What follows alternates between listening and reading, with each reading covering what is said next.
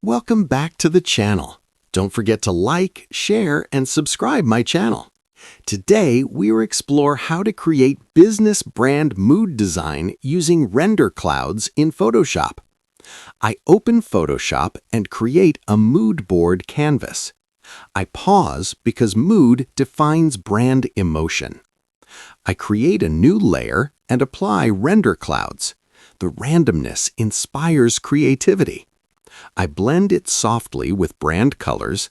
I reduce opacity for subtle impact.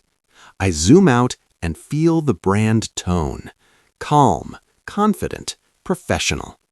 Render clouds helps visualize business identity without complexity. I stop when emotion